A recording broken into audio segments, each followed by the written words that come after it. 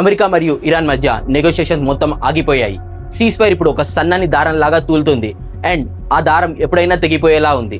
అన్ని సైన్స్ చూస్తుంటే మళ్ళీ యుద్ధం మొదలయ్యేలా కనిపిస్తుంది. నిన్న యుఏఈ ఒక ఇరానియన్ డ్రోన్ ని ఇంటర్సెప్ట్ చేసింది అండ్ కువైట్ ఎయిర్ స్పేస్ లో మొత్తం ఎనిమీ డ్రోన్స్ తిరుగుతూనే ఉన్నాయి. అబుదాబి నుండి ఖతర్ వెళ్తున్న ఒక నేవీ ఫ్రైటర్ మీద డ్రోన్ అటాక్ జరిగి చిన్న ఫైర్ యాక్సిడెంట్ కూడా అయింది. ఇదంతా ఇప్పుడు ఎందుకు జరుగుతుందంటే పాకిస్తాన్ మీడియేటర్స్ ద్వారా ఇరాన్ పంపిన పీస్ ప్రపోజల్ ని యుఎస్ ప్రెసిడెంట్ డొనాల్డ్ ట్రంప్ ఇప్పుడు రిజెక్ట్ చేశాడు. వాషింగ్టన్ పంపిన ఒక 14.1 పేజ్ మెమోకి ఇరాన్ రిప్లై ఇచ్చింది. కానీ ఆ పీస్ ప్రపోజల్ ని డొనాల్డ్ ట్రంప్ రిజెక్ట్ చేశాడు. అసలు ఆ ప్రపోజల్ ని ట్రంప్ ఎందుకు రిజెక్ట్ చేశాడో ఒక్కొక్కటిగా డిస్కస్ చేద్దాం. అండ్ ఇలాంటి అప్డేట్స్ మీరు నా నుండి మిస్ అవ్వద్దంటే ఛానల్ని ఇప్పుడే సబ్స్క్రైబ్ చేయండి. ఇరాన్ పంపిన ఆ పీస్ ప్రపోజల్లో మెయిన్ పాయింట్స్ ఏంటంటే రీజనల్ వైడ్ పీస్, మొత్తం రీజన్లో ఈవెన్ లెబనాన్లో కూడా వెంటనే వారు ఆపేయాలి.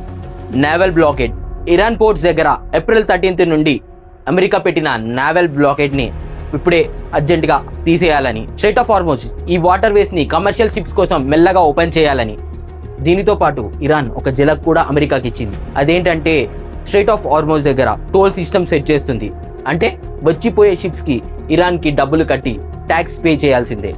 Next sanction and assets, 30 days లో ఆయిల్ సేల్స్ మీద ఉన్న రిస్ట్రిక్షన్స్ తీసేయాలి అండ్ ఫారెన్ బ్యాంక్స్ లో యుఎస్ నుండి ఫ్రీజ్ అయిన బిలియన్స్ ఆఫ్ డాలర్ ని అర్జెంట్ గా రిలీజ్ చేయాలని ఇరాన్ కోరింది. అండ్ అంతే మెయిన్ గా వచ్చేసి న్యూక్లియర్, వాళ్ళ దగ్గర ఉన్న ఎన్రిచ్డ్ యురేనియం ని వేరే కంట్రీకి పంపిస్తామని అండ్ నెక్స్ట్ 30 days లో నెగోషియేషన్స్ లో ఉంటామని ఇరాన్ ఆఫర్ ఇచ్చింది. కానీ డొనాల్డ్ ట్రంప్ దాన్ని వెంటనే టోటలీ అన్యాక్సెప్టబుల్ అని రిజెక్ట్ చేశారు. ట్రూత్ సోషల్ లో ఇరాన్ గేమ్స్ ఆడుతుందని అక్యూజ్ చేస్తూ 2 weeks లో ఇరాన్ లో ఉన్న ప్రతి టార్గెట్ ని కొట్టగలమని వార్నింగ్ కూడా ఇచ్చారు. ఇప్పుడు ఒక nuclear powered submarine USS Alaska Gibraltar దగ్గర తిరుగుతూ కనిపించింది. ఇరాన్ ఫారెన్ మినిస్టర్ ఏమో మేము ఎక్స్ట్రా ఏమీ అడుగుతలేదు, మా రైట్స్ మాత్రమే మేము అడుగుతున్నామని డిఫెండ్ చేసుకుంటున్నారు. అండ్ ఇరాన్ ప్రెసిడెంట్ ఎక్స్లో మేము ఎనిమికి తల వంచం అండ్ నెగోషియేషన్స్ చేస్తున్నంత మాత్రాన మేము సరెండర్ అవుతున్నాం అనుకుంటే అది పొరపాటే అని ఎక్స్లో పోస్ట్ చేశారు.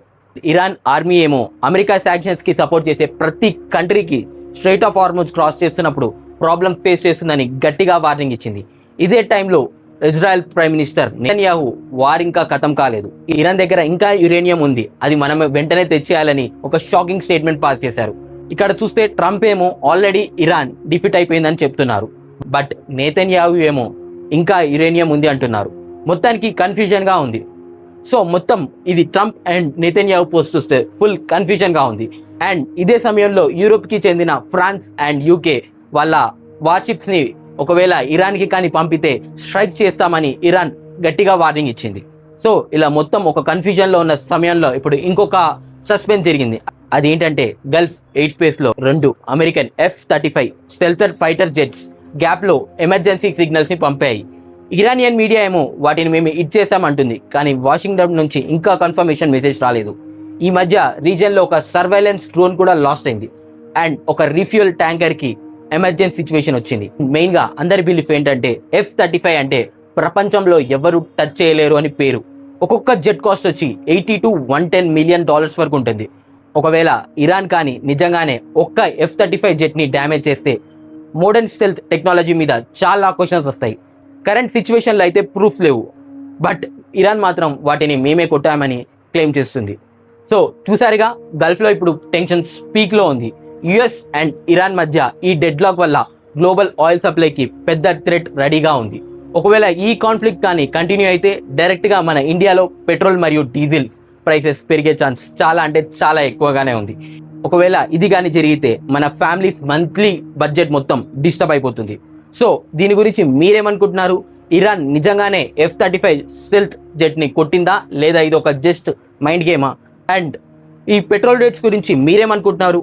నిజంగా ఒకవేళ మళ్ళీ వార్ స్టార్ట్ అయితే మన పెట్రోల్ రేట్స్ పీక్కి చేరుతుందా? మీ ఒపీనియన్ ఏంటో కామెంట్ సెక్షన్ లో మెన్షన్ చేయండి. ఒకవేళ వీడియో నచ్చితే లైక్ చేయండి, షేర్ చేయండి అండ్ సబ్స్క్రైబ్ చేయడం మాత్రం మర్చిపోకండి. దిస్ ఇస్ రేవంత్, మీ మధ్యతరగతి అబ్బాయి. ఒకవేళ నా ఛానల్ని సబ్స్క్రైబ్ చేయకపోతే ఇప్పుడే చేయండి. Thanks for watching. జై హింద్.